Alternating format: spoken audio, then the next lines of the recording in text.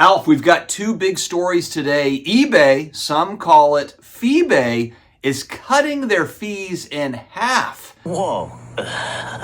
We're going to talk about that. And then also Topps has a huge opportunity in my mind with their Topps Now product. We're going to talk about their newest release that's coming out here in just a few minutes. I'll be right back.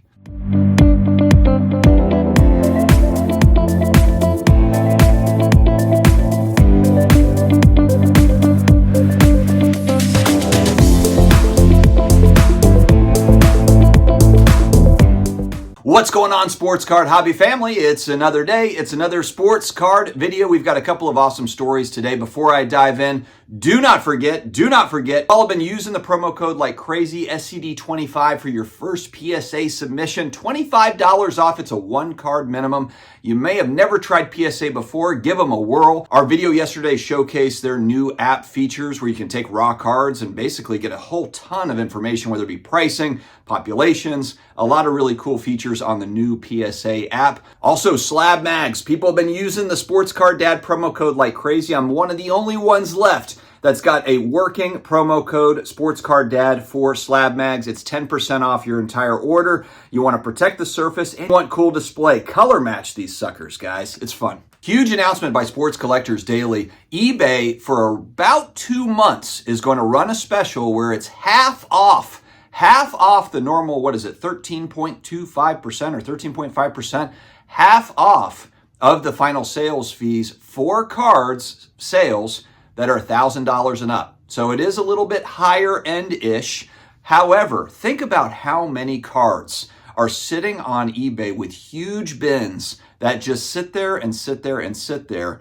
And I know for some folks, it might be like, well, I've got to pay the fees. 13% can be pretty significant when you're talking about $1,000 cards, $130, plus you got to ship it, insure it. All the fees do add up. And so the net to the seller, of course, sometimes it's like, I'm not really going to budge off of this price. And then for the buyer, it's tough to negotiate because of this fact. Well, from March 3rd, I believe it's through May 4th, it's going to be about 2 months. They're going to run this special. You do have to opt into this promotion. I'm not sure exactly where to find it, but it is on that Sports Collectors Daily article. So if you go to Sports Collectors Daily, I'll put a link to the article down in my video description, and then you can opt in to this thing. It's not automatic, so make sure that you opt in if you are a buyer and a seller. This is huge. And I'm wondering if eBay is really just trying to see if they can up their volume. Maybe they're seeing the same thing. Maybe they're seeing like, you know what, we've got a lot of big items that are just sitting here, just sitting on the site, and nothing is really happening with it. And there's a lot of cards, I think, in that $1,000, especially in the $1,000 to $2,000 range, where maybe the seller just doesn't want to budge off of it for the reasons we just talked about, because after you net out everything, it's just not viable for them. So on $1,000, if you're cutting that in half, that $130 fee, now it's a $65 selling fee. That's a pretty big deal. Maybe eBay feeling a little bit of the pinch of all the competition in the space. eBay is the largest seller of sports cards and collectibles. They still are all these years later, even over the last 5 years with all the new auction houses and all the new opportunity, with all the new auction houses, all the new selling sites and so forth. On that note, speaking of auction houses, my buddies over at Hakes Auctions just launched a huge one. Make sure you check it out. It's sports cards, non-sports, sports memorabilia, all sorts of goodness over there. So make sure to check it out. Let me know in the comments, are you going to take advantage of this with cards that are over $1,000? And eBay does have a marquee auction that is coming up, again, kind of in this window as well. I think they just want to test this out and see like, oh man, is there a lot more action if we cut fees in half? Pretty significant. It's not cutting fees by 1% or 2%.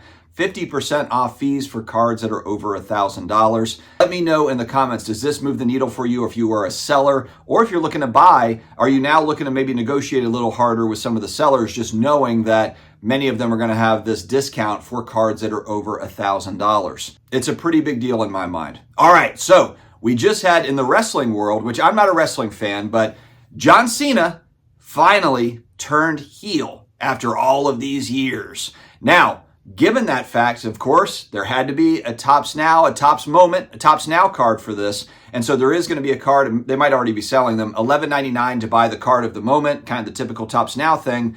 But the big chase, of course, one lucky winner in the sweepstakes, in the lotto, is going to get a triple auto of The Rock, John Cena, and the singer-rapper Travis Scott, which is kind of interesting. You're wrapping in Travis Scott in there. Travis Scott's huge. Wrestling fans, do they care about the Travis Scott autograph?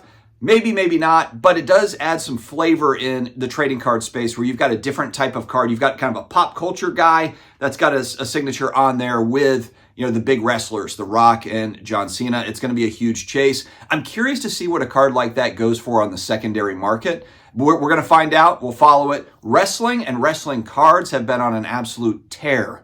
On the non-sports, and people might say this is a sports card, but it's kind of more entertainment for me. Obviously, they're athletes, but this falls into more of the entertainment card bucket when we're talking about wrestling cards. But for pop culture, non-sports, entertainment cards, wrestling is about as hot as it gets. I think Topps recognizes that. And I look at this as an example of, man, I really hope that Michael Rubin and Topps look at this as an opportunity to kind of mix in. They added Travis Scott as an autograph on that particular card, but this is something that you could do on the non-sports pop culture side where you're kind of wrapping in TV or show moments, not necessarily even sports moments, but also just moments in pop culture and creating that Topps Now element. And then you kind of have, I would like for it to not just be like a one of one card that's a triple auto that one person can get. It would be cool if you had a few different chases. I wouldn't mind buying into, if it was $10 for a card, but I have the opportunity at, I don't know, a bunch of different kind of pop culture autos or different parallels that look cool, and it was an IP that I'm interested in, I would be down for it. And I've never bought a Topps Now card in my life. But I think this is an opportunity. You've got all the baseball moments, and they're print on demand. So however many you sell, you sell. There's not any middleman shenanigans that we have to worry about as a hobbyist. It's easy. Seems pretty easy. And so I think this would be a no-brainer for Topps. And I don't know if Panini just does the same thing with their instant cards.